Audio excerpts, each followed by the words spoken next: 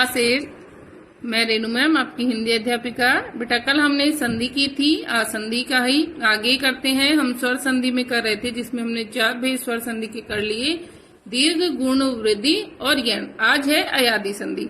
अयादी संधि क्या है? यदि ए, ऐ, ओ, औ के बाद कोई भी भिन्न स्वर आ जाए तो ए का ऐ का आय, ओ का औ तथा औ का आव बन जाता है। तो इसका यही नियम है कि संधि में कि अगर ए, ऐ, ओ, औ के बाद में कोई भी भिन्न स्वर आता है, यानी प्लस के बाद में कोई भी भिन्न स्वर आता है, ऐसे में ए का ऐ का आय, ओ का औ और औ का आव हो जाता है। जिस प्रकार से यहाँ पर पहला दे रखा है आपको ए प्लस में ए, तो यहाँ पर हमें क्या करना है? आय बनाना है। ने प्लस में अन क्या बन गया? नयन। देखिए इसको इस प्रकार से, ने प्लस में अन। अब हमारा नियम ये है कि ए के बाद में कोई भी भिन्न स्वर आता है, ठीक है, कोई भी भिन्न स्वर यानी क्या आ गया है यहाँ पर? ए। तो ऐसे में हम इस ऐ का क्या बना देंगे? ऐ बना देंगे। न लिखा हमने, क्योंकि हमने न में से क्या कर दिया है बेटा? ऐ की मात्रा को हटा दिया, तो सिर्फ न बचा और न में क्या मिल गया? ए मिल गया। फिर बचा हमारा ये, और ये में क्या मिलाया? ए। तो न ये और बाद में बचा हुआ न क्या बन गया? नयन। इसी प्रकार से दूसरा देखिए, अय वाला ने प्लस में अक। नियम वही हमारा कि क्या करना है हमें? इसका हमने आय हटाया, आय में से क्या बनाना है हमको? आय। क्या बनाना है? आय और नीचे हलंत। अब न हमारा कैसा रह गया? बिना स्वर का, और स्वर में क्या मिलाएंगे हम? आ। तो क्या बन गया? ना। और आगे क्या है? अब लिखेंगे हम ये, और ये में कौन सी मात्रा मिलाएंगे? ए की। तो ये बन गया नायक। ठीक है बेटा। अब ऐसे ही ओ का नियम है आपका, ओ प्लस में अन। ओ का क्या बनाना है हमें? ओ का बनाना है औ। तो उसके लिए क्या करेंगे? पै रहा हमारा, ओ की मात्रा हटा गई, उसकी जगह हमने लगाई ए, फिर बचा वे में ए मिला और बन गया न, पवन। अब इसके बाद में है आपका पौ प्लस में अक। ठीक है। अब इसका क्या बनाना है हमें? औ की क्या बना हमारा? औ का बन गया हमारा आओ। तो पै में किसकी मात्रा आएगी अब? आ की। फिर आएगा वे और बचा हुआ के, तो ये बन गया आपका पावक। तो ये अयादी संधि आपकी सरल सी। तो इस तरह से इसमें ये आपको बनाने हैं। ठीक है। तो बेटा जो भी प्लस के बाद में जो भी मात्रा आती है, आपको उसके अंदर अगर अय बन रहा है तो ये में मिला देनी है, और अगर आओ बन रहा है तो उसको वे में मिला देनी है। आगे है आपकी व्यंजन संधि। तो व्यंजन संधि क्या है? व्यंजन का स्वर का, व्यंजन तथा स्वर का, स्वर तथा व्यंजन का, तथा व्यंजन या व्यंजन का मेल होने से जो परिवर्तन होता है वो व्यंजन संधि कहलाती है। तो व्यंजन संधि में क्या होता है बेटा कि व्यंजन संधि में या तो व्यंजन का व्यंजन से मेल होगा या व्यंजन का किसी स्वर से मेल होगा, तो वो है आपकी व्यंजन संधि। जिस प्रकार से जगत प्लस में ईश, यहाँ पर व्यंजन और स्वर का मेल बना हुआ जगदीश। उत प्लस ज्वल, यहाँ पर व्यंजन का व्यंजन से मेल हुआ इसलिए उज्ज्वल। परि प्लस छेद, यहाँ पर स्वर का व्यंजन से मेल हुआ इसलिए यहाँ पर परिचय। ठीक है। अब इसके कुछ नियम है आपके। व्यंजन संधि के कुछ नियम होते हैं, इसके भेद नहीं होते, इसमें नियम ही होते हैं कि वर्ग के पहले वर्ण का उसी वर्ग के तीसरे वर्ण में परिवर्तन हो जाना। कि एक नियम है कि जिसमें वर्ग का पहला वर्ण है वो उसके तीसरे में बदल जाता है। वो कब बदलता है? यदि कै, चे, टे, ते, पै के बाद कोई भी स्वर या वर्ग का तीसरा चौथा व्यंजन या ये रे लवे है में से कोई भी व्यंजन आता है तो पहला वर्ण अपने स्थान पर तीसरा वर्ण हो जाता है। जिस प्रकार से कै का ग, चे का जय, टे का ढे, ते दे और पै का बै बन जाता है। ठीक है। अब है आपका दूसरा नियम इसके अंदर कि वर्ग के पहले वर्ण का पांचवें में परिवर्तन हो जाना। यदि वर्ग के प्रथम वर्ण यानी कै चे टे ते पे के बाद में मैं या न हो तो प्रथम वर्ण पंचम वर्ण में बदल जाता है। ठीक है, जो भी है उसका पांचवा वर्ण होता है उसके अंदर बन जाता है या फिर उसका। तो कै का दे अणे में, वाग प्लस में वार्ड में, टे का अणे, षट प्लस में मां षड। तय संबंधित विशेष नियम है आपके कि तय का चय हो जाता है, तय का जय किस प्रकार से हो जाता है कि तय के बाद में चय होने पर वो चय बन जाता है, तय के बाद में जय होने पर वो जय बन जाता है, यानी कोई भी वर्ण उसका आने पर उसी का वो क्या बन जाता है, उसी का आधा वर्ण बन जाता है। मैं संबंधित नियम है कि यदि मैं के पश्चात कै गे चय तय तय तय दे पे भय आए तो मैं के स्थान पर उसी के पांचवें वर्ण में या अनुस्वार में वो बदल जाते हैं।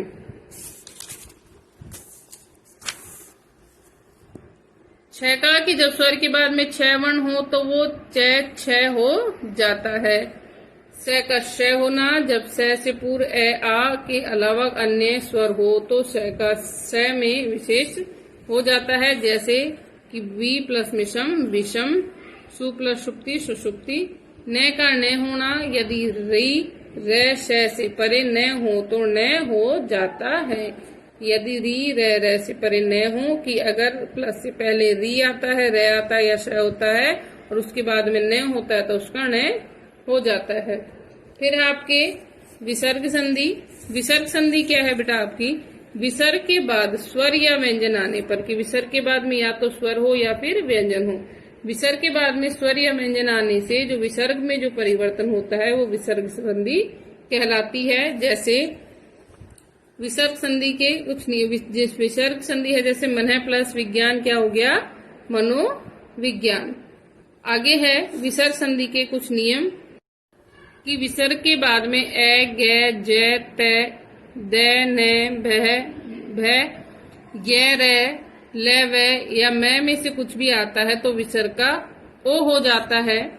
विसर्ग का रे से संबंधित नियम है कि विसर्ग के बाद में आ ध जय व आता है तो ऐसे में उसका रे बन जाता है। विसर्ग के बाद में च छ श आने पर उसका श हो जाता है और कै टे पे आने पर उसका श।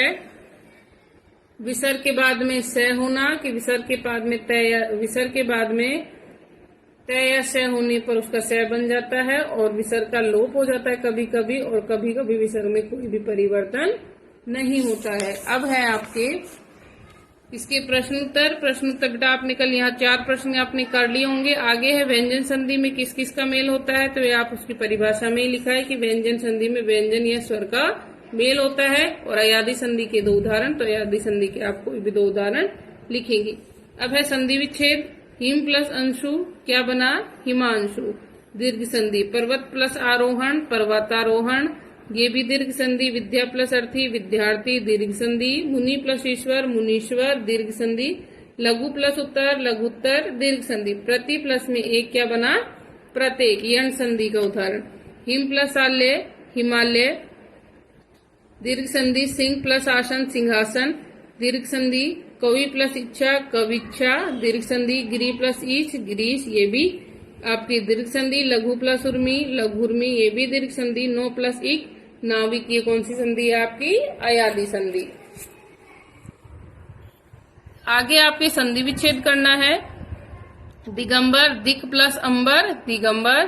तल्लीन, तत् प्लस मिलीन, तल्लीन। निर्बल, नी प्लस में बल, निर्बल। गंगा उर्मी, गंगा प्लस उर्मी। निष्काम, नी प्लस में काम, निष्काम। वागीश, वाग प्लस में ईश, वागीश। नमस्ते, नमः प्लस में ते, नमस्ते। वधूत्सव, वधु प्लस में उत्सव। सूर्योदय, सूर्य प्लस में उदय। दयानंद, दया प्लस आनंद। अब है संधि विच्छेद का सही विकल्प चुनिए, कि आपको सही विकल्प बताना है। इसको चंद्रोदय का सही विकल्प आएगा, चंद्र प्लस उदय। शिक्षार्थी, शिक्षा प्लस अर्थी। निष्पाप, निह प्लस में पाप। मनोकामना, मन प्लस कामना। स्वच्छ, सु प्लस अच्छ। संधि विच्छेद करना है। नयन का ने प्लस में अन। भावुक, भव प्लस में उक। पावन, पौ प्लस में अन, नाविक, नौ प्लस में इक, नाविक। तो आपको बेटा ये सभी एक्सरसाइज बुक में फिल करनी है और जो प्रश्न उत्तर है वो आपको नोटबुक में नोट करने हैं और इन संधि के नियमों को अच्छे से लर्न करना है।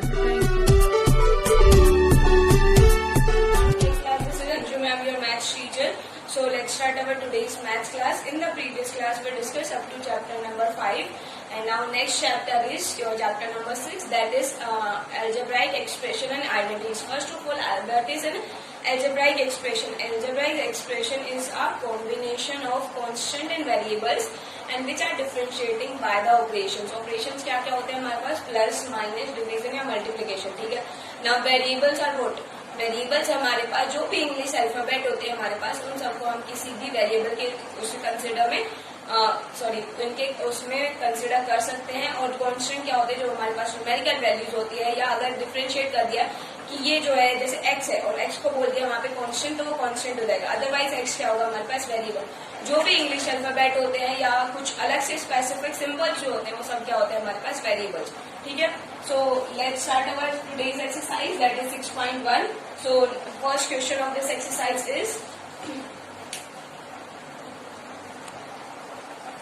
so first question is list the like terms. तो हमें क्या करना है यहाँ पे? like terms की एक लिस्ट बनानी है, मतलब कि वहाँ पे like terms को एक तरीके से ग्रुपिंग में वो करना है। तो like terms क्या होगी? यहाँ पे हमें कॉन्स्टेंट नहीं देखना है, like term किससे बताएंगे? वेरिएबल से, ठीक है। तो जहाँ वेरिएबल सेम दिखे वो क्या हो जाएंगे हमारे पास? Like term. तो फर्स्ट ऑफ ऑल देखो यहाँ पे क्या हमारे पास? ए स्क्वायर और बी स्क्वायर। तो अब हमें क्या ढूंढना है? इसी तरीके के वेरिएबल्स वो करने, फाइंड आउट। तो यहाँ पे क्या है? ए स्क्वायर बी, तो ये तो बी स्क्वायर तो नहीं है, तो लाइक टर्म नहीं है। देन ए बी स्क्वायर, ये भी नहीं है। ए स्क्वायर बी स्क्वायर ये है हमारे पास, तो इसको हम इसके साथ लिस्ट कर देंगे ना। नेक्स्ट ए बी स्क्वायर, यहाँ पे ए स्क्वायर नहीं है तो ये भी वैल्यू नहीं होगी। नेक्स्ट है 9 ऑफ, तो यहाँ पे माइनस और पॉजिटिव साइन किसी से कोई मतलब नहीं है, हमें सिर्फ ग्रुपिंग करनी है और वो भी लाइक टर्म की, जिसको हम किससे देखेंगे? सिर्फ डिफरेंशिएट करेंगे बाय देयर वेरिएबल्स, ठीक है। और नेक्स्ट है हमारे पास -9 ए स्क्वायर बी स्क्वायर। अब ये ग्रुप हो चुका है तो अब हम किससे सिंबल, इस सिंबल से हम यूज करेंगे। और अब नेक्स्ट हम ग्रुप की तरफ जाते हैं। नेक्स्ट ग्रुप अब हमने ले लिया यहाँ पे 6 ए स्क्वायर बी। यहाँ पे ए का स्क्वायर और बी सिंगल है, यहाँ पे ए सिंगल और बी स्क्वायर, तो ये तो लाइक टर्म नहीं हुई। नेक्स्ट में ए सिंगल और बी क्या है?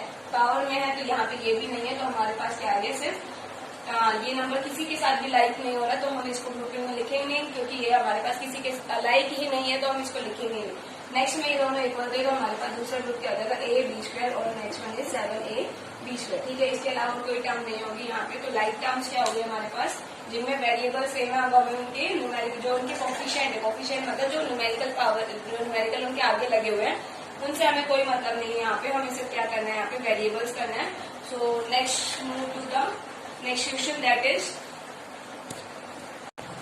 so now next is find the degree of the polynomial. So degree क्या होती है हमारे पास? highest power of a variable in a polynomial. highest power of a variable. variable क्या होते हैं हमारे पास? अल्फाबेट्स। इनकी highest power क्या होती है हमारे पास? डिग्री होती है, ठीक है। तो फर्स्ट में देखो यहाँ पे क्या है? सिर्फ एक्स है और उसकी पावर कितनी है? 3, ठीक है। नेक्स्ट में यहाँ पे वेरिएबल दो के कॉम्बिनेशन में, तो दोनों की पावर साइड होगी, तो यहाँ पे कितना है? 2 और इसकी एक पावर, तो कितनी हो गई टोटल पावर? 3। यहाँ पे भी 3, यहाँ पे भी 3। तो ग्रेटेस्ट तो हुआ नहीं कुछ, यही है हमारे पास ग्रेटेस्ट। यहाँ पे एक्स की पावर 1 है और यहाँ पे इसकी पावर 2 है, मतलब यहाँ पे भी 3 है, तो इसकी डिग्री क्या हो गई? डिग्री इक्वल्स टू यहाँ पे कितने हम? 3 है, ठीक है। इस पॉलिनोमियल के लिए हमारे पास 3 है। नेक्स्ट में हम जाते हैं, नेक्स्ट में हमारे पास है ए की पावर 3, मतलब यहाँ पे सिर्फ ए की वेरिएबल है जिसकी पावर क्या है? 3, ठीक है। आगे बढ़ते हैं। ए और बी दोनों की पावर क्या है? ए और 1 है, तो यहाँ पे कितनी हो गई इसकी? अगर हमें वो करनी कैलकुलेट पावर ओवरऑल, तो 2 है। नेक्स्ट में 4 और 1 कितना हो गया? 5, और इसके बाद 1 है, तो मैक्सिमम कहाँ पे है?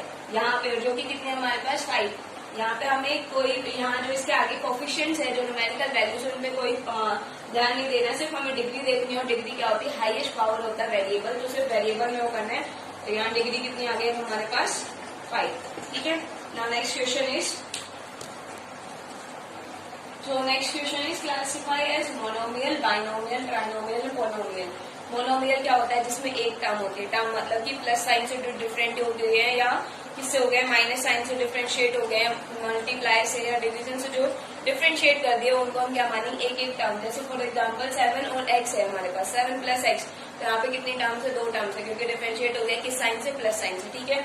और बाइनोमियल में होता है 2 टर्म्स, ट्राइनोमियल में हो जाएगी 3 टर्म्स, और पॉलिनोमियल जिसमें 3 से ज्यादा हो वो क्या हो जाएंगे हमारे पास पॉलिनोमियल। तो फर्स्ट वन इज, यहाँ पे कितने टर्म्स हैं देखो 1, फिर प्लस साइन आ गया मतलब डिफरेंशिएट हो गया, second sine second term, then minus sine आ गया डिफरेंशिएट हो गया, third one is this plus sine, फिर फोर्थ वन इज, ठीक है। तो यहाँ 4 टर्म्स है तो मतलब क्या हो गया, अब यहाँ पे ये पॉलिनोमियल बन गया, ठीक है, पॉलिनोमियल। यहाँ पे अब हमें पावर से कोई मतलब नहीं है, यहाँ पे सिर्फ क्या देखनी है हमें, इनकी टर्म्स देखनी है, और टर्म्स जितनी है उसके अकॉर्डिंग हम कर देंगे। मोनोमियल में 1 टर्म होती है, बाइनोमियल में 2, ट्राइनोमियल में 3, और पॉलिनोमियल में कितनी होती है उससे ज्यादा, ठीक है। यहाँ पे क्या है x की पावर 3 प्लस, अब यहाँ देखो ये क्या है हमारे पास क्यूब रूट है, क्यूब रूट के अंदर भी तो हमारे पास 2 टर्म है ना, तो यहाँ पे क्या है हमारे पास 1, 2 और 3, 3 टर्म्स है, तो मतलब ये क्या है हमारे पास ट्राइनोमियल, ठीक है। ये क्या है हमारे पास ट्राइनोमियल। इन केस अगर मोनोमियल का एग्जांपल लेना है, ये देखो 5x की पावर 2 y की पावर 3 अपॉन में 7, ये क्या है हमारे पास 1 टर्म ही है, ये मोनोमियल है। क्यों मोनोमियल है, क्योंकि यहाँ पे किसी भी साइन से डिफरेंशिएट नहीं किया गया इसको, तो ये क्या है हमारे पास मोनोमियल ही रहेगा, ठीक है। So now next question is, next में क्या करना, हमें ऐड करना है। तो वेरिएबल्स में हम कैसे ऐड करते हैं, हमें पता है इंटीजर्स होल नंबर में तो हम सिंपली ऐड कर सकते हैं, उनको हम उसी अकॉर्डिंग ही ऐड करेंगे। लेकिन वेरिएबल्स में क्या हो जाता है, फर्स्ट ऑफ ऑल हमें वेरिएबल्स वाली टर्म्स को सेम उसके रूप में लिखना है, तभी, क्योंकि वेरिएबल जो सेम होते हैं उन्हीं को ही सेम में ऐड किया जा सकता है, अदरवाइज नहीं किया जा सकता है, ठीक है। तो यहाँ पे क्या है y की पावर 2 x की पावर 2, तो यहाँ पे हमारे पास 1 पावर है, इसको छोड़ो, x की पावर 2 y की पावर 2 दोनों सेम है, तो इन दोनों को ऐड करते हैं। 5x की पावर 2 y की पावर 2 प्लस 8x की पावर 2 y की पावर 2, ठीक है। इसके बाद यहाँ देखो अब आगे भी प्लस साइन ही होगा, क्योंकि सबको ऐड करना है, लेकिन हम क्या करें ग्रुपिंग में किनको ले रहे हैं, जो सेम वेरिएबल्स वाली है, लाइक टर्म्स जो है। इसके बाद यहाँ देखो एक्स वाई और यहाँ पे एक्स वाई है, तो प्लस साइन, और उसके बाद यहाँ माइनस है, तो उसी को डिफरेंशिएट करने के लिए हमने क्या लगा दी ब्रैकेट, और उसके बाद ये प्लस में है तो प्लस, क्योंकि यहाँ पे हर जगह क्या करना है हमें उनको ऐड करना है, तो यहाँ हर जगह साइन क्या लगेगा प्लस प्लस एंड प्लस, ठीक है। लेकिन ग्रुपिंग किसकी करी हमने यहाँ पे सेम जो हमारे पास वेरिएबल्स है उनके। अब यहाँ देखो दोनों के वेरिएबल सेम है, तो अब हम सिंपली क्या करेंगे, इन दोनों जो इनके कोफिशिएंट है उनको ऐड करेंगे। 5 प्लस में यहाँ पे भी प्लस में, तो क्या हो जाएगा 13, और क्या आ जाएगा इसके पीछे एक्स स्क्वायर और y की पावर 2, ठीक है।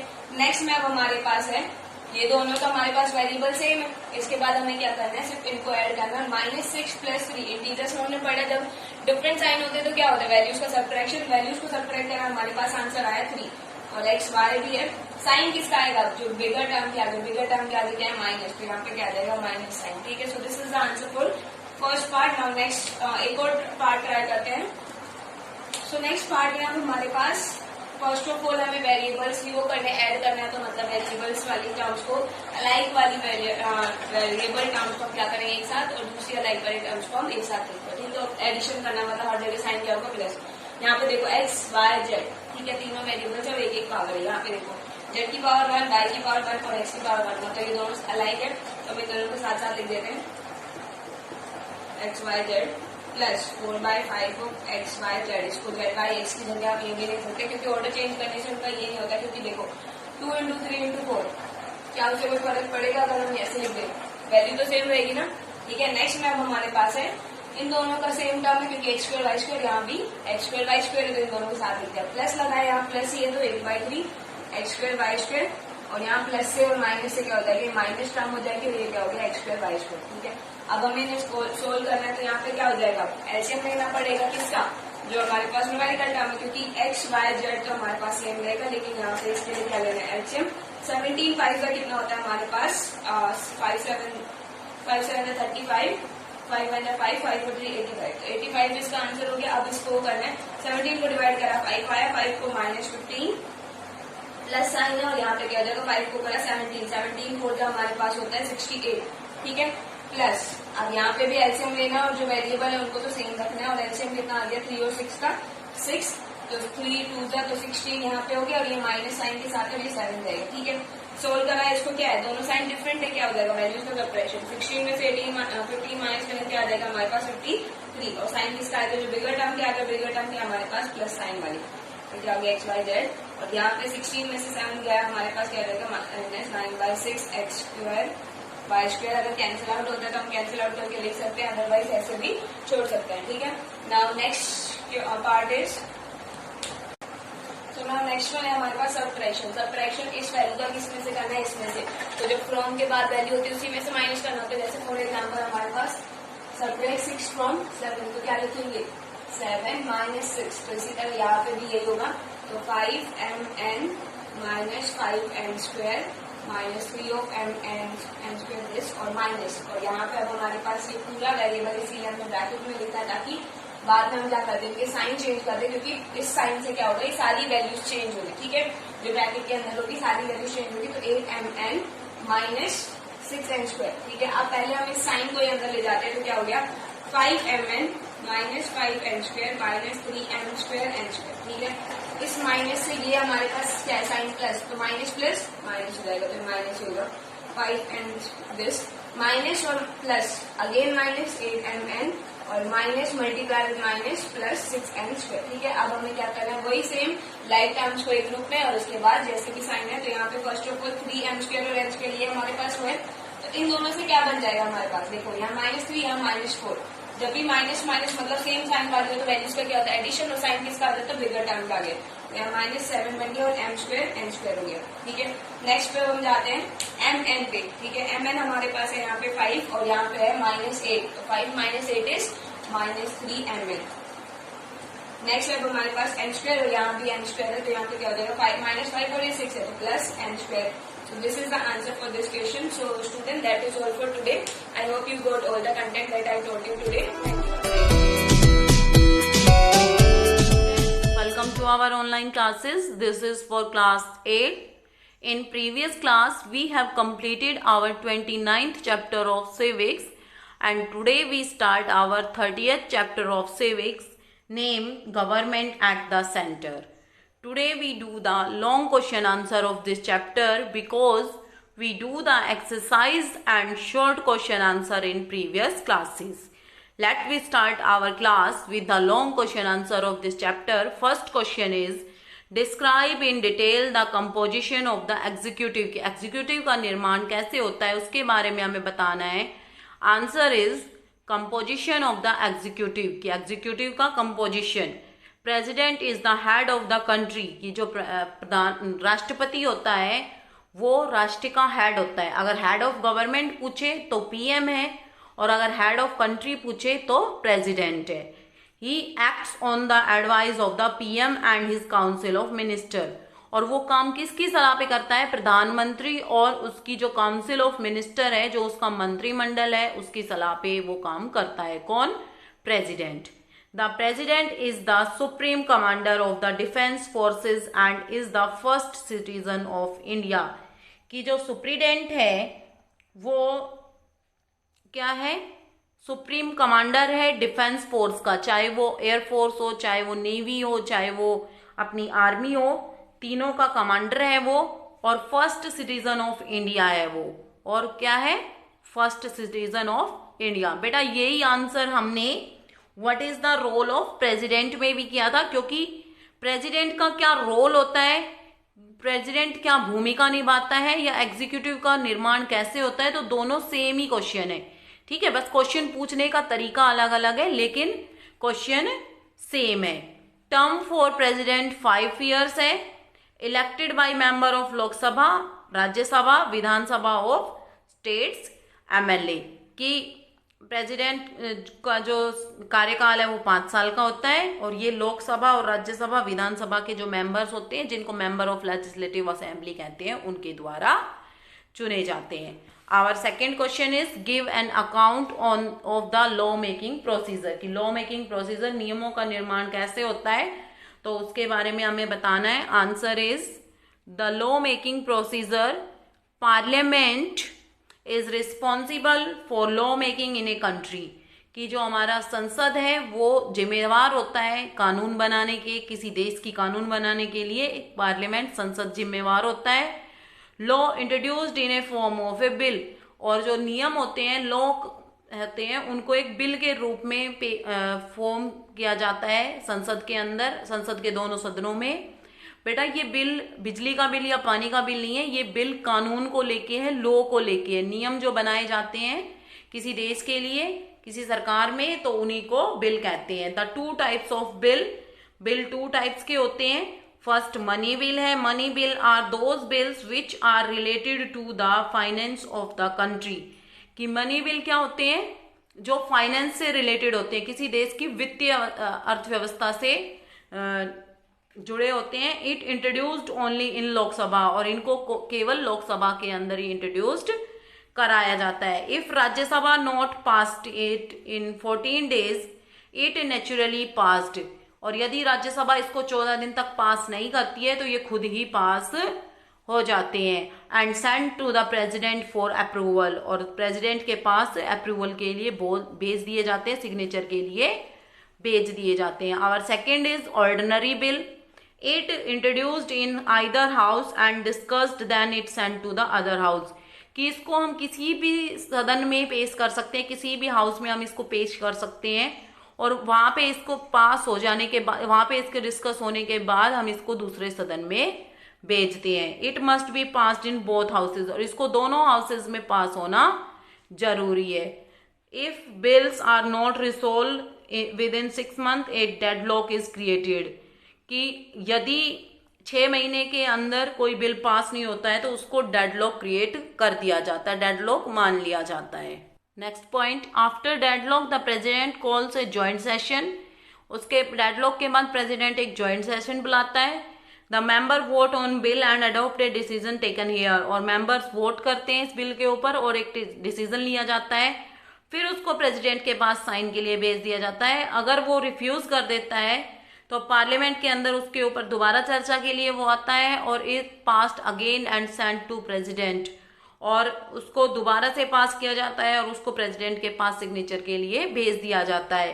He she bound to give his assent. और वो अब बाध्य होते हैं इस बिल को पारित करने के लिए या इस बिल के ऊपर सिग्नेचर करने के लिए। बेटा आपको इतना बड़ा लिखने की जरूरत नहीं है, आपको सीधा सीधा बताना है कि कोई पार्लियामेंट होती है, वो किसी देश के नियम बनाती है, लॉ होते हैं, उनको बिल के रूप में इंट्रोड्यूस कराया जाता है। फिर 2 टाइप्स के बिल होते हैं, आपको एक्सप्लेन करने की जरूरत नहीं है, या आप उनके सामने छोटा छोटा लिख सकते हो कि मनी बिल जो होता है वो फाइनेंशियल होता है और केवल लोकसभा के अंदर पास होता है। ठीक है, सीधा छोटा छोटा फॉर्म में कर सकते हो, क्योंकि क्वेश्चन काफी बड़ा हो रहा है ये आपका आंसर, तो आप इसको शॉर्ट फॉर्म में भी कर सकते हो। और आप इसको इस लाइन को कट भी कर सकते हो कि the member vote on bill and adopt a decision, की आप इस लाइन को कट भी कर सकते हो। उसके बाद आप सीधा कह सकते हो कि जब ये वहां पे डेडलॉक के बाद यहाँ पे ज्वाइंट सेशन बुलाया जाता है और उसके बाद इसको प्रेसिडेंट के पास साइन के लिए भेज दिया जाता है। ठीक है, और अगर प्रेसिडेंट इसको रिफ्यूज कर देता है तो वापस आता है और फिर वापस इसको भेज दिया जाता है और अब की बार प्रेसिडेंट बाउंड होता है। तो आप इसको शॉर्ट फॉर्म में करके लिख सकते हो। Our third question is define the powers of president. Now our third question is बेटा define the power of president. बेटा इसके बाद आप देखो कि फोर्थ जो आपका क्वेश्चन है वो है define the legislative power of president. उसके बाद है define the judicial power of president. उसके बाद है define the emergency power of the president. तो आपकी लेजिस्लेटिव, जुडिशियल और इमरजेंसी 3 पावर्स तो यहाँ पे आ रही हैं। ठीक है, इसके बाद आपकी बचती हैं 1 या 2 पावर्स जो आपकी बचती हैं। तो मैं एक काम करती हूँ, मैं आपको सारी पावर्स एक साथ करा देती हूँ। अगर आपसे कोई भी पावर पूछी जाए, अगर आपसे लेजिस्लेटिव पूछी जा रही है तो आप लेजिस्लेटिव का आंसर लिख सकते हो, अगर आपसे जुडिशियल पूछी जा रही है तो आप उसका आंसर लिख सकते हो, अगर आपसे फाइनेंशियल पावर पूछी जा रही है तो आप उसको लिख सकते हो, अगर आपसे एग्जीक्यूटिव पावर पूछी जा रही है तो आप वो लिख सकते हो। मैं आपको सारी पावर्स 1 by 1 एक ही जगह पे करा रही हूँ।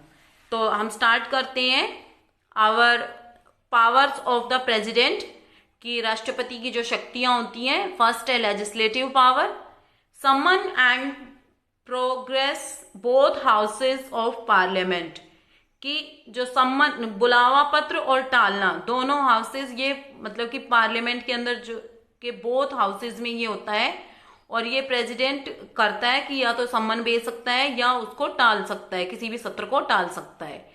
Nominates member of both houses के मेंबर नॉमिनेट करता है। Address both of the houses after the general election, और बोथ हाउसेस के जो मेंबर्स होते हैं, इलेक्टेड मेंबर्स होते हैं, उनको एड्रेस करता है। फोर्थ है can call for a joint session of parliament when there is deadlock over a bill, एक जॉइंट सेशन बुलाता है जब किसी बिल के ऊपर डेडलॉक आ जाता है। फिफ्थ है give his her assent to a bill, एक बिल को अपनी स्वीकृति देता है। Can dissolve the Lok Sabha on the advice of PM, और पीएम की सलाह पे लोकसभा को भंग कर सकता है। Now we do the executive power of president. Appoint the leader of the majority party in the Lok Sabha as the PM, कि लोकसभा के अंदर जो मेजोरिटी पार्टी होती है उसको, उसके जो हेड होता है उसको पीएम नियुक्त करता है। Appoints the council of minister on the advice of PM, PM की सलाह पे जो मंत्रिमंडल के सदस्य होते हैं उनको नियुक्त करता है। कैन डिक्लेयर वॉर और conclude peace with other Nations, दूसरे राष्ट्रों के साथ लड़ाई या शांति की घोषणा कर सकता है। Appoint Indian representative to other countries, और दूसरे देशों में भारत के प्रतिनिधि नियुक्त करता है। Now we read the financial power. The president gives assent for money bill to introduced in the Lok Sabha, कि लोकसभा के अंदर जो मनी बिल आता है उसको पारित करता है। Call the annual budget and the supplementary budget for parliament, और संसद के जो वार्षिक बजट होता है और जो अर्धवार्षिक बजट होता है दोनों को ही पास करता है। Third is judicial power, fourth है ये। फर्स्ट हमने करी थी लेजिस्लेटिव, सेकंड हमने करी एग्जीक्यूटिव, थर्ड करी हमने फाइनेंशियल, फोर्थ है judicial power. The president has the power to grant pardon, कि किसी को भी क्षमा करने की इसके पास पावर होती है। Can ask the advice of supreme court on an important matter of public opinion, कि सुप्रीम कोर्ट की एडवाइस ले सकता है किसी भी जो सामाजिक मुद्दा होता है, लोगों का जो मुद्दा होता है उसके ऊपर सुप्रीम कोर्ट की ये एडवाइस ले सकता है। Now we do the last power, emergency power. The president can declare 3 types of emergency which are national, state and financial, कि प्रेसिडेंट इमरजेंसी का मतलब होता है आपातकाल, कि 3 आपातकाल घोषित कर सकता है, राष्ट्रीय आपातकाल, राज्य आपातकाल और वित्तीय आपातकाल। A national emergency is declared in the event of war, external aggression or national calamities or disasters, कि जो राष्ट्रीय आपात है वो कब कब घोषित होता है, या तो जब कोई लड़ाई हो या बाहरी आक्रमण हो या देश के अंदर कोई विपदा आ जाए, चाहे बाढ़, भूकंप, ऐसी कोई विपदा आ जाए। A state emergency is also known as president's rule and is imposed when there is breakdown of constitutional machinery in a state, जब राज्य के अंदर सरकार की भावनाओं का, जब राज्य के अंदर जो कॉन्स्टिट्यूशन संवैधानिक मशीनरी है, जो राज्य की सरकारें हैं वो ढंग से काम नहीं करती हैं, तो वहां पे राष्ट्रपति शासन लागू हो जाता है। A financial emergency is declared when the financial stability of the country is threatened, कि वित्तीय आपातकाल कब घोषित होता है, जब किसी देश की वित्तीय और अर्थव्यवस्था जो होती है वो खतरे में हो, मान लो कोई देश की वित्तीय अर्थव्यवस्था डूबने को हो। Now our last question is 7th question, give an account of the council of minister, कि काउंसिल ऑफ मिनिस्टर के बारे में हमें बताना है, कि जो मंत्रिमंडल के जो सदस्य होते हैं उनके बारे में अब हमें बताना है। The answer is council of minister. On the recommendation of the prime minister the president appoints minister belong to 3 ranks, कि प्रधानमंत्री की सलाह पे, उसकी कहने पे जो प्रेसिडेंट होता है वो मिनिस्टर्स अपॉइंट करता है, और ये मिनिस्टर्स की 3 रैंक्स होती हैं। फर्स्ट है cabinet minister, they are minister who are highest in rank, they are given charge of various portfolio. आपको यहां तक ही करना है बस, ये आपकी बुक में नहीं है बेटा, मैं ये दूसरी बुक से करा रही हूं, आप यहाँ पे इसको यहाँ से वीडियो से ही देख के करना है आपको, ठीक है। और इसके बाद करना है कि they have minister of state working under them, कि ये वो मिनिस्टर होते हैं जिनके अंडर में स्टेट मिनिस्टर काम करते हैं। तो आपको ये 2 पॉइंट्स बना के लिखने हैं। उसके बाद है second, minister of state, they a minister, यहां से करना है आपको, a minister of state help a cabinet minister और hold independent charge of a department, कि ये एक राज्य के अंदर मिनिस्टर्स होते हैं, वो तो केंद्रीय मंत्री होते हैं और ये राज्य मंत्री होते हैं। तो एक मिनिस्टर जो कैबिनेट मिनिस्टर की हेल्प करता है और एक राज्य के अंदर उसका स्वतंत्र प्रभार होता है। थर्ड है डिप्टी मिनिस्टर, ये सबसे लोवेस्ट होते हैं, they help the cabinet minister and the ministers of the states. ये मैं बेटा आपको पुरानी बुक से करा रही हूँ, तो आपको ये 3 पॉइंट्स करने हैं। ये 3 टाइप्स ऑफ कैबिनेट मिनिस्टर्स होते हैं। फर्स्ट कैबिनेट, फर्स्ट क्या है, कैबिनेट मिनिस्टर, ये देखिए यहाँ पे। सेकेंड है minister of state and third है deputy minister. I hope you understand all this questions very well. Revise all questions for your examinations. Thank you. Good morning, my dear students of class 8th. This is Vinita ma'am, your science teacher teaching in MLP International School, Rajpura. Welcome you to our YouTube channel of online classes. Student, in our previous video, I have told you that we are continuing the chapter 13. That is the chapter 13 name is sound. So, this is its part 2. In this part 2, we will study the content that is. The first one is characteristic of sound. Still in our previous video we have read about the frequency and time period and amplitude. Now in this video we will read about the characteristics of the sound. So we hear different kind of sound in our surroundings. This sound is different from the other. Student different types की different types के sounds student हम hear करते हैं. Different object से हमें सुनाई देती है. Now the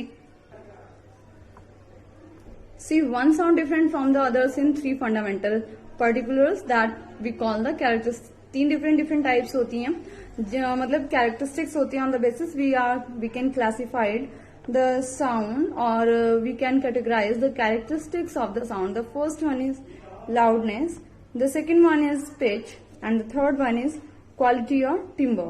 Okay, so students, see the loudness of a sound depends on the amplitude of the vibration producing that sound. Greater is the amplitude of vibration, louder is the sound produced by it.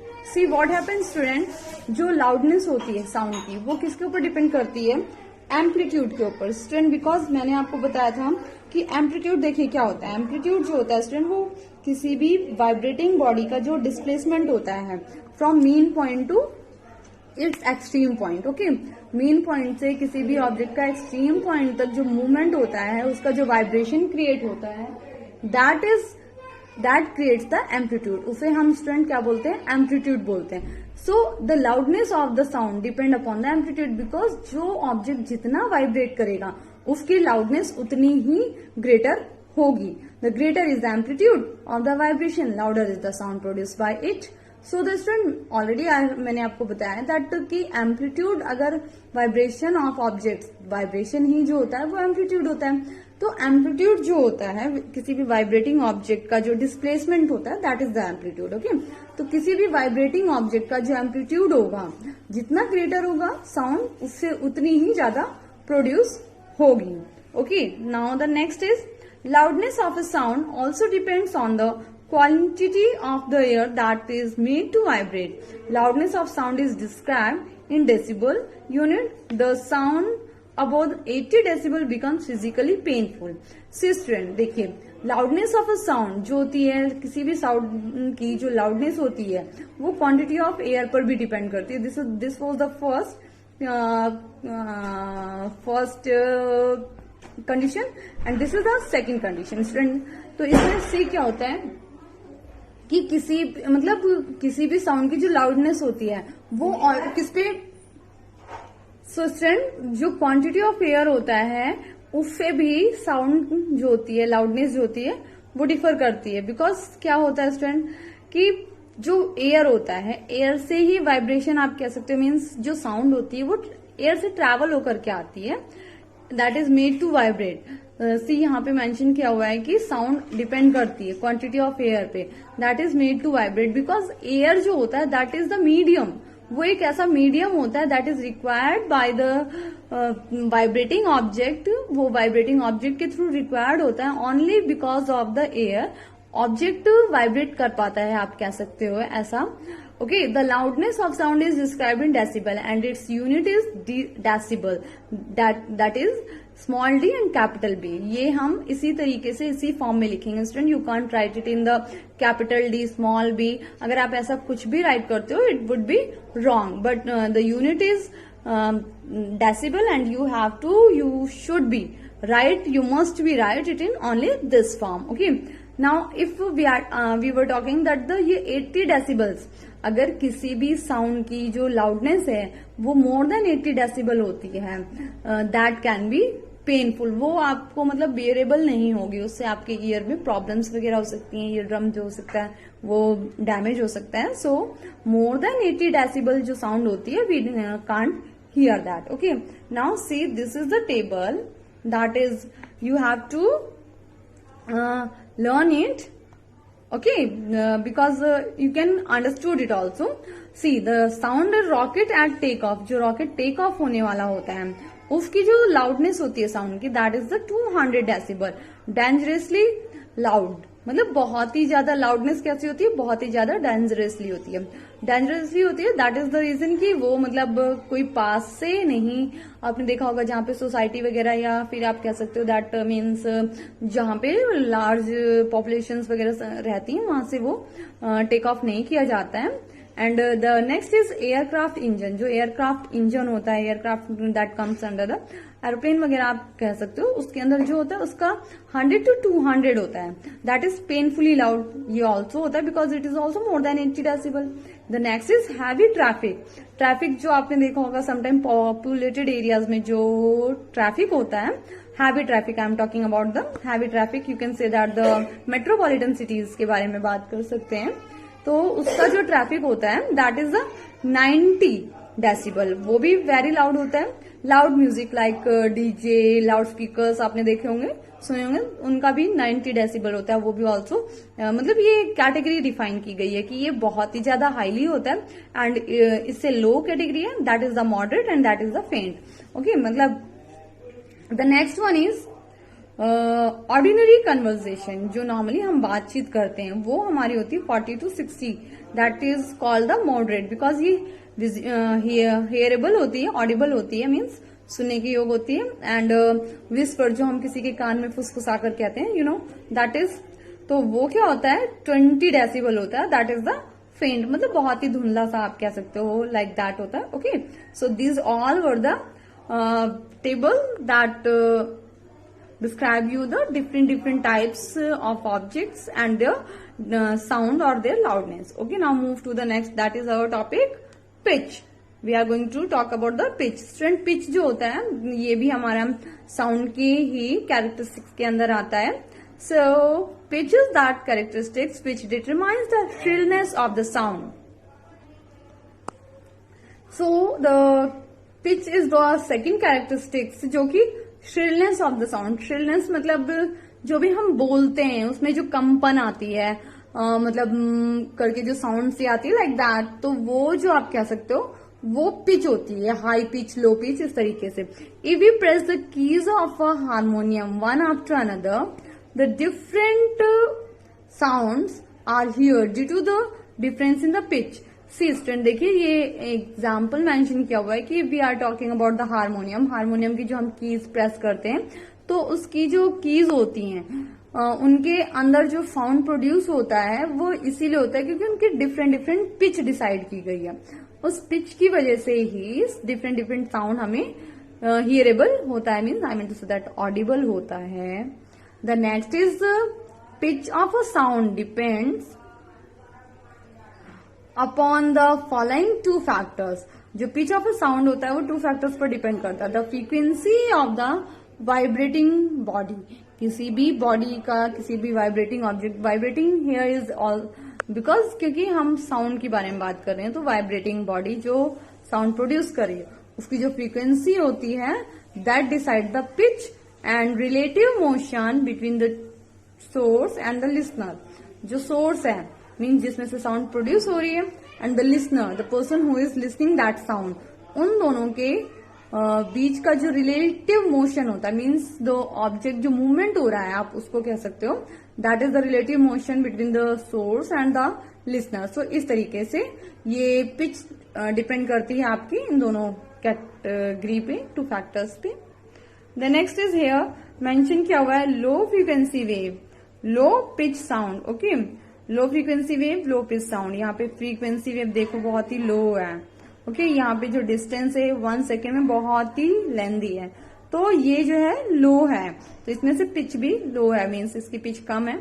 And ये frequency जो vibrating object की जो frequency है, means जो movement है, देखो 1 second में यहां से यहां तक, इसने यहां से यहां तक मूव किया। यहाँ पे आप ऐसा सोच रहे होंगे कि ये फर्स्ट है सेकंड, तो यहां तक क्यों नहीं मेंशन किया, but we are talking about the whole. Okay, so हम यहां से पूरे इस तक की बात कर रहे हैं, फर्स्ट वेव से सेकंड तक की।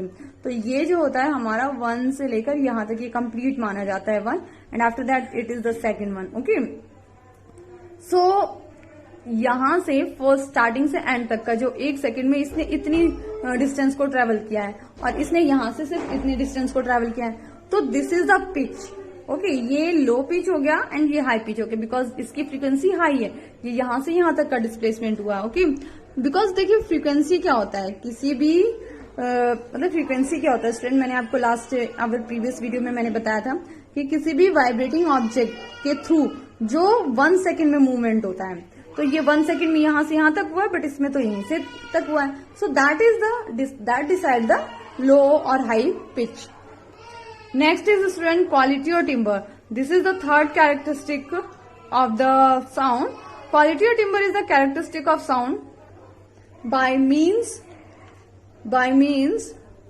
of which you can distinguish between two notes of the same intensity and pitch but produced by two different instruments. So student क्या बोल रहा है यहाँ पे कि जो क्वालिटी होती है, क्वालिटी मीन्स हम साउंड क्वालिटी मतलब फाइंड आउट करते हैं, तो वो देखिए स्टूडेंट कैसे होती है कि ये जो होती है 2 नोट्स के ऊपर डिपेंड करती है। नोट्स जैसे आपने देखे होंगे सरगम वगैरह में, सरगम में नोट्स होते हैं, सारेगामा में लाइक दैट, उसी तरीके जो म्यूजिकल इंस्ट्रूमेंट्स की डिफरेंट इंस्ट्रूमेंट्स के थ्रू प्रोड्यूस की हुई, टू के बारे में बात करें because we are distinguishing. Okay, तो 2 डिफरेंट इंस्ट्रूमेंट में जो नोट्स प्रोड्यूस किए गए, जो साउंड प्रोड्यूस की गई है, सेम इंटेंसिटी होनी चाहिए pitch, but produce by different two, तो दैट इज द टिम्बर और दैट इज द क्वालिटी। देखिए सेम इंटेंसिटी है, सेम पिच है, ओके, बट 2 डिफरेंट इंस्ट्रूमेंट के बारे में बात करें, so that is the also the quality of that is the quality of sound. For example हमने देखो यहाँ पे फाइंड आउट किया है whether a given sound is being produced by अ सितार और वायलिन। कोई भी साउंड प्रोड्यूस हुई सितार से एंड वायलिन से, देन वी आइडेंटिफाई कि सितार की कौन सी थी, वायलिन की कौन सी थी, थ्रू देयर नोट्स। इनके जो नोट्स होते हैं स्टूडेंट, नोट्स आप कह सकते हो तार, मतलब उससे जो प्रोड्यूस की हुई साउंड होती है, तो इन दोनों से डिफ्रेंशिएट अलग अलग निकलेगी, इंटेंसिटी सेम है, पिच सेम है, बट साउंड डिफरेंट प्रोड्यूस हो रही है, so that is the quality of the sound. Okay student, so that's all for today. You have to write, fill in the blanks in your fair notebook and try to find out. Hello students, welcome to you online classes of MLP School Rajpura. I Priyanka ma'am. Today's session teach you subject GK classes 8th and chapter is 20 and 21. Chapter number 20 is the 7 sisters of India. Student, India के जो north east में states हैं उनको 7 sisters के नाम से जाना जाता है। स्टूडेंट, अब ये 8 हो गए, इसमें सिक्किम जो स्टेट है उसको भी ऐड कर दिया गया है, और इसके जो बॉर्डर कंट्री है वो कौन कौन से हैं, जो इंडिया के नेबर कंट्री हैं जिनके बॉर्डर इन स्टेट से टच होते हैं, China, Myanmar, Bhutan and Bangladesh. So student, name of these 7 sisters are Assam, Arunachal Pradesh, Meghalaya, Nagaland, Manipur, Mizoram and Tripura and Sikkim. Sikkim is name added, means 8 है ये। कैपिटल असम की दिसपुर है, अरुणाचल प्रदेश की ईटानगर, मेघालय की शिलोंग, नागालैंड की कोहिमा, मणिपुर की इम्फाल एंड मिजोरम की आइजोल एंड त्रिपुरा की अगरतला और सिक्किम की गंगटोक। सो स्टूडेंट, इस चैप्टर में आपको कैपिटल्स के नेम भी लर्न करने को मिलेंगे और ये भी पता चलेगा कि 7 सिस्टर्स में कौन कौन से स्टेट्स इंक्लूडेड हैं। अब यहाँ पे इनके इन जो फेस्टिवल हैं वो बताए गए हैं। First one is Losar. Losar जैसे कि हम न्यू ईयर सेलिब्रेट करते हैं उसी तरह यहाँ पे जो न्यू ईयर सेलिब्रेशन है उस फेस्टिवल को लोसर का नेम गिवन है। ये फरवरी और मार्च में सेलिब्रेट किया जाता है और अरुणाचल प्रदेश जो स्टेट है उसमें सेलिब्रेट करते हैं। रंगोली बिहू असम है उसका जो फेस्टिवल है वो कौन सा है, रंगोली बिहू। ये भी new year celebration like that होता है और ये भी अप्रैल में ही सेलिब्रेट किया जाता है। इसमें सॉन्ग्स और डांस परफॉर्म होते हैं। Next one is Viking dance festival. Viking dance festival में क्या है, मेघालय में सेलिब्रेट किया जाता है। इसमें कब किया जाता है, जब वेलकम किया जाता है स्प्रिंग सीजन, मीन्स बसंत ऋतु जब स्टार्ट होती है तब इसको सेलिब्रेट किया जाता है, अप्रैल एंड मई में। और नेक्स्ट वन है, इसमें भी बहुत सारे डांस और सॉन्ग वगैरह परफॉर्म होते हैं। नेक्स्ट वन इज ले हरबा। ले हरबा है जो स्प्रिंग फेस्टिवल के कमिंग के लिए, वेलकम के लिए सेलिब्रेट किया जाता है। कौन से डिस्ट्रिक्ट में, मणिपुर में, और अप्रैल और मई में ही सेलिब्रेट किया जाता है। Next one is national park and sanctuaries. इन जो सेवन सिस्टर्स में जो नेशनल पार्क है वो यहाँ पे गिवन है, काजीरंगा, नमपादा, Kanchenjunga and Keibul Lamjao national park.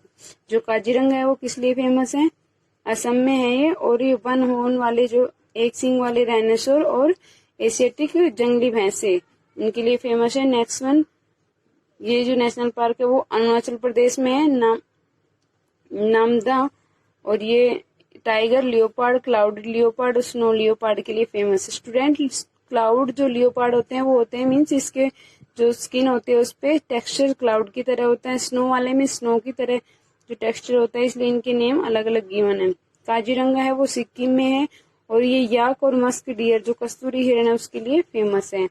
Next one है कैबुल लमजाओ नेशनल पार्क। ये एक फ्लोटिंग नेशनल पार्क, मीन्स इसके चारों तरफ पानी है और ये पानी के बीच में बना हुआ नेशनल पार्क है। Okay, now next one is chapter number 21। Here some active volcano are given. Student, ये एसएस सब्जेक्ट का टॉपिक है और ये एसएसटी की बुक में अच्छी तरह डिस्क्राइब किया गया है कि वोल्केनो क्या होते हैं और क्या क्या इनमें से बाहर आते हैं। जैसे धरती के अंदर कोई दरार हो जाती है धरती में, तो वहां से लावा, गैस और जो राख वगैरह होती है वो निकलते हैं धरती से बाहर, तो वो क्या होता है, वोल्केनो। इसको हिंदी में ज्वालामुखी बोलते हैं। जो हमारे वर्ल्ड में अर्थ के ऊपर अबाउट 1500 मीन्स 1500 जो एक्टिव वोल्केनोज हैं सी और ओशियंस में, और सबसे ज्यादा कौन से में है, पैसिफिक ओशियन में है, और जो इनको क्या बोलते हैं, Pacific ring of fire. Next one है the biggest eruption in the 100 years at Novarupta in Alaska 1912। 100 साल पहले एक बहुत बड़ा विस्फोट हुआ था 1912 में अलास्का में। Next one is Hawaii is the world largest active volcano. It rises 4170 metre means 13,680 13,680 feet जो है अबाउ सी लेवल से इतना ऊंचा उठा था। और कहाँ पे हुआ था ये, हवाई जो कहाँ है, यूएसए में, पैसिफिक ओशियन में है। Some famous volcanoes are Mount St Helens, Erebus, next one है Vesuvius and Krakatoa and Karangetang, Barren Island and Cotopaxi. ये सारे कुछ फेमस वोल्केनोज हैं। बताया गया है कि कौन कहाँ पे है, ठीक है, कहाँ पे लोकेटेड है। नेक्स्ट वन है वोल्केनो लैक्सिएशन। इसमें क्या है कि जो वोल्केनो में क्या क्या जो इसके एक तरह से शब्दकोश है, इसकी वोल्केनो में क्या क्या वर्ड यूज होते हैं, जैसे कि active, dormant, extinct, eruption, magma, lava, means जो जो चीजें इसमें निकलती है उसके बारे में बताया। एक्टिव वोल्केनो जिसमें टाइम टू टाइम एरप्शन होता रहता है, मीन्स विस्फोट होते रहते हैं। डोरमेंट जो एक बार कभी पहले हुए थे अब काफी सालों से नहीं हो रहे हैं। एक्सटिंक्ट में क्या है कि जो कभी भी हो सकते हैं, मीन्स सीज किए गए, to be active. Okay, next one है एरप्शन। वो ये है जिसमें अगर्स वैनोट rocks and lava burst from a volcano, ठीक है। मैग्मा एक liquid rock inside a volcano. Lava एक लिक्विड होता है, जो लावा होता है वो बहुत ही गर्म होता है। ओके, नेक्स्ट वन है geyser. Geyser are the springs that throw boiling water high in the air. These hot spring cause by the volcano activities. तो स्टूडेंट, जो वोल्केनो है इसमें ये सारी चीजें इसमें बाहर निकलती हैं धरती से, और इस तरह की जो डिक्शनरी टाइप में वर्ड यूज होते हैं वोल्केनो में, active, dormant, extinct, eruption, magma, lava, geysers. Okay, so you have to learn better for that chapter reading your SST book. Okay.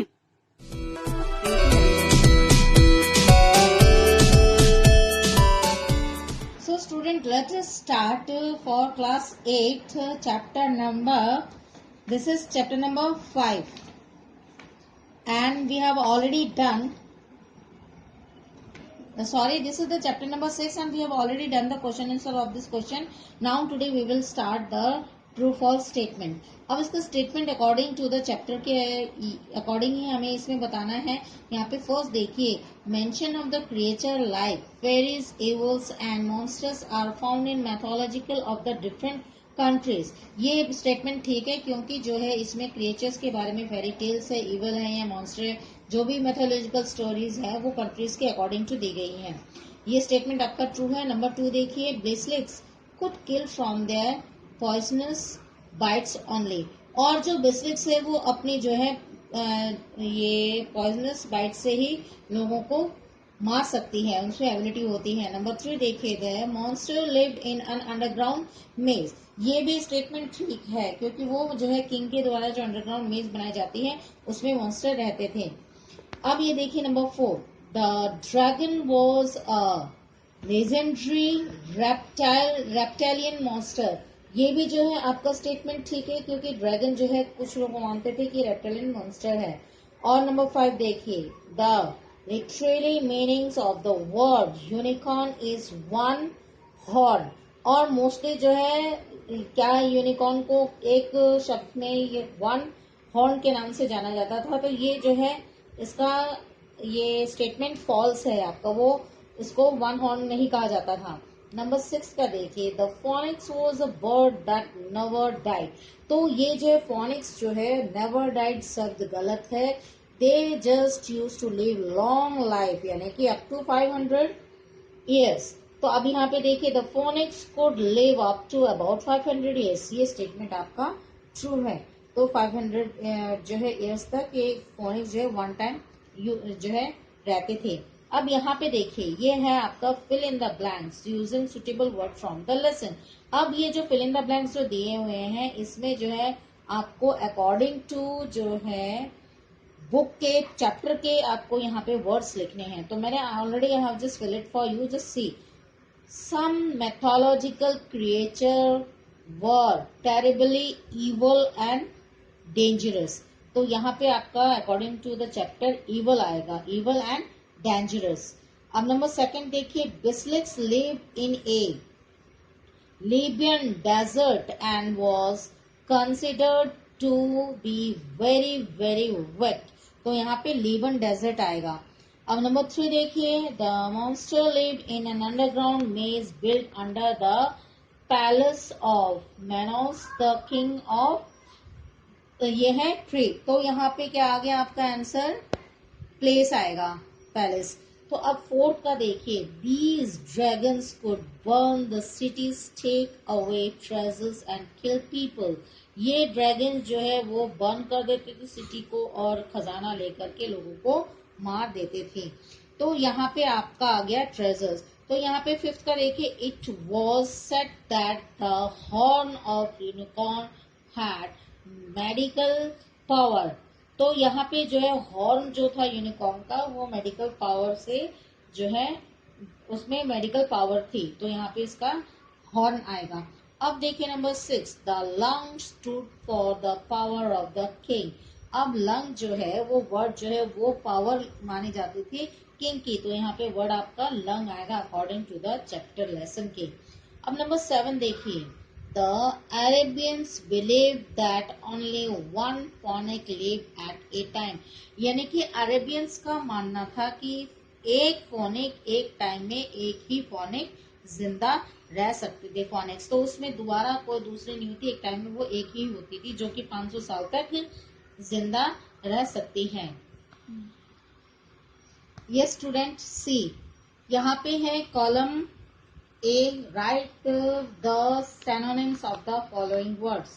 तो सुपर नेचुरल का आपका सिनोनिम आ जाएगा एंशियल ट्रैप, और glans का आ जाएगा रिबाउंड, अपराइट का ऑनेस्ट, और सिंबलाइज का डिनोट, और ट्रम्प का आ जाएगा विन, अपीरियंस का अराइवल, एंड गोर का है ब्लड। तो ये आपका सिनोनिम्स वर्ड्स हैं। अब इसमें नेक्स्ट भी देखिए आप एंटोनिम्स। तो यहाँ पे जो यहाँ पे 7 वर्ड्स आपको दिए गए हैं, ये इन वर्ड्स के आपको एंटोनिम्स लिखे हैं। So I have just written it for you and just try to just more do at yourself the another part of this. अब एंटोनिम्स देखिए, टेरिबली का ये है लिटिल, और नंबर 2 है हिन। फ्रंट एंड सरेंडर का है प्लम या फ्लैट, और मोर्टल का है वेनरल, और अगली का है ब्यूटीफुल, और सेवरल का होता है मैनी, और सिमिलर का डिफरेंट। तो ये आपके हो गए एंटोनिम्स।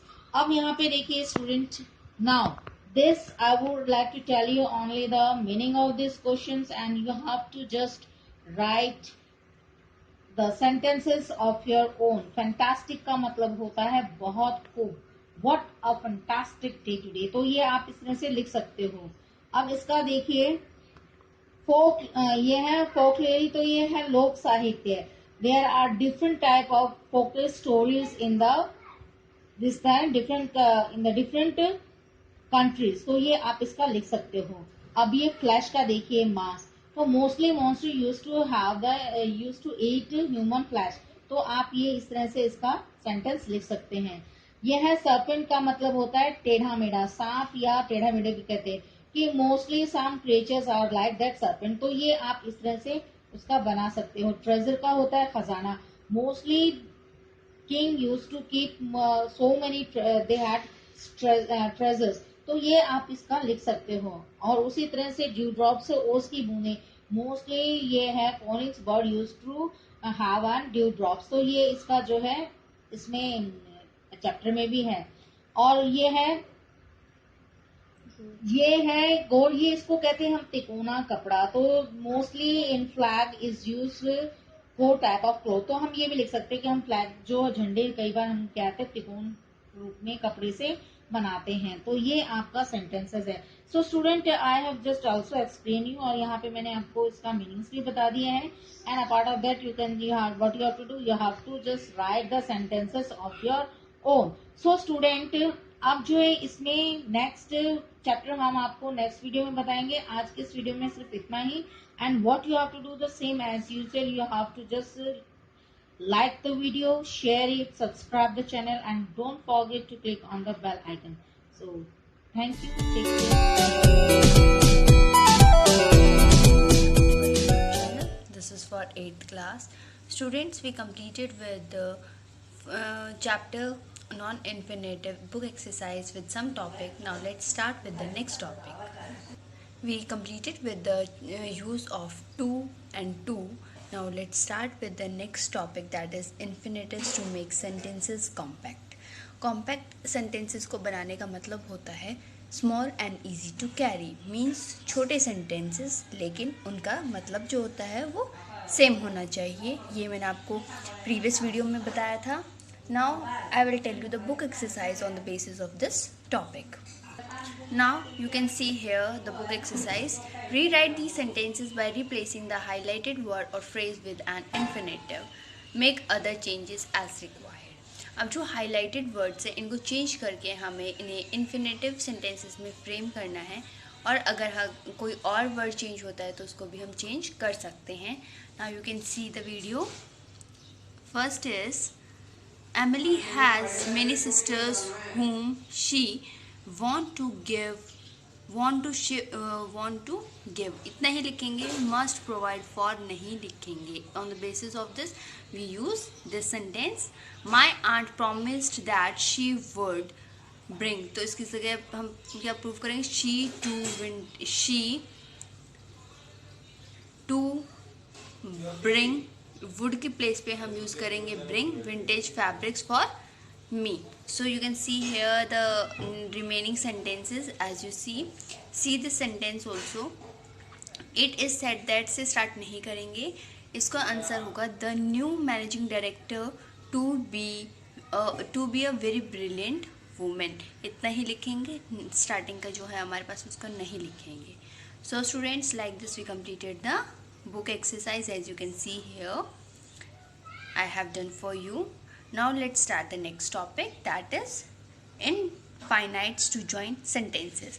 infinites को some infinites है जो हम यूज़ करके क्या करेंगे, दो sentences को ज्वाइन करके हम दो sentences को ज्वाइन कर सकते हैं. कुछ infinites हैं हमारे पास यूज़ करने के लिए. You can see here. See A part first of all. Sometimes we can use the infinite to join pairs of sentences. The more important of the given sentences is taken as the main clause and the other one is joined to it with an infinitive. इसमें क्या है, जो हमारा first sentence होगा उसको हम main close ले लेंगे, यानी कि मेन सेंटेंस ले लेंगे, और जो नेक्स्ट पार्ट होगा उसको सेंटेंस को ज्वाइन करने के लिए हम क्या करेंगे, उसको सेंटेंस को ज्वाइन करने के लिए हम इन्फिनेटिव वर्ड यूज़ करेंगे. You can see the example in the first. I went to the university today. I attended a seminar on leadership. I went to the university today to attend a seminar on leadership. So you can see here कि उन्होंने किस तरीके से दो sentences को join किया है to attend word use करके.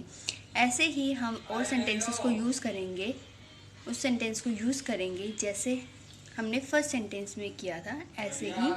और बी पार्ट है. Now we are having B part also.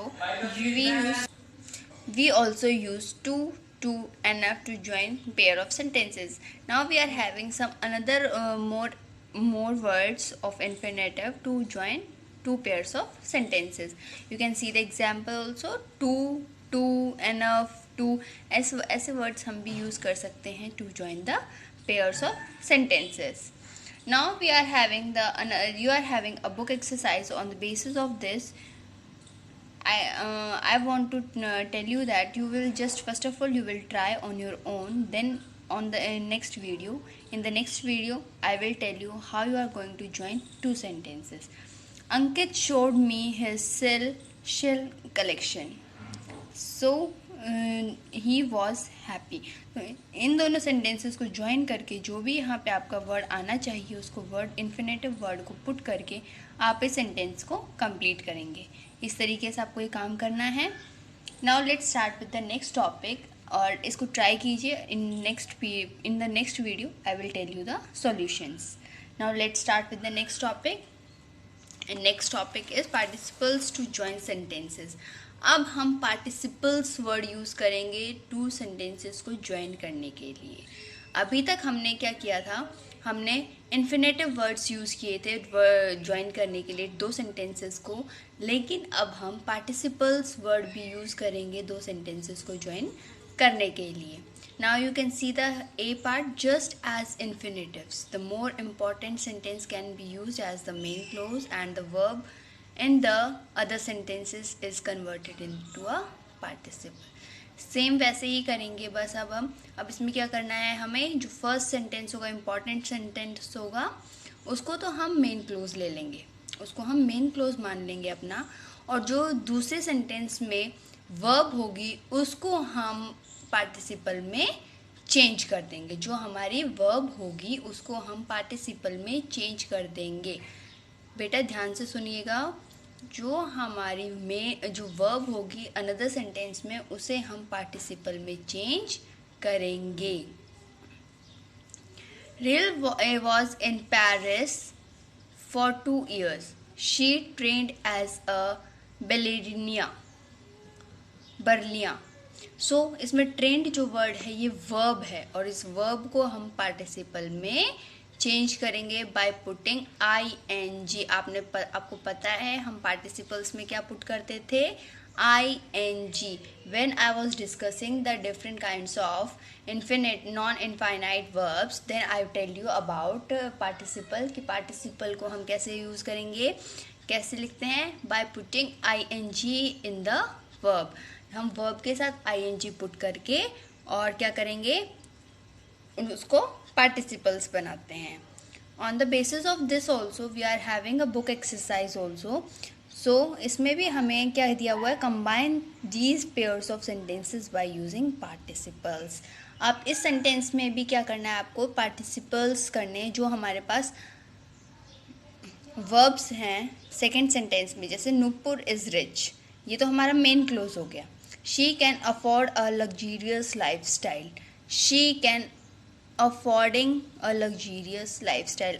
Affording के पीछे आप ing लगा देंगे अफोर्ड के पीछे, तो क्या बन जाएगा, participle. By putting afford ing we are making it participle.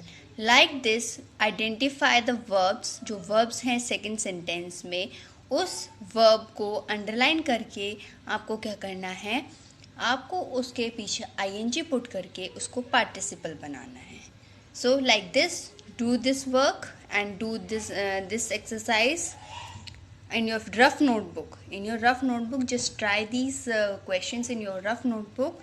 In the next video, I will tell you the solutions. Now we completed with the 2 topics today. Now in the next video we are going to start with the next topic. Thank you everyone.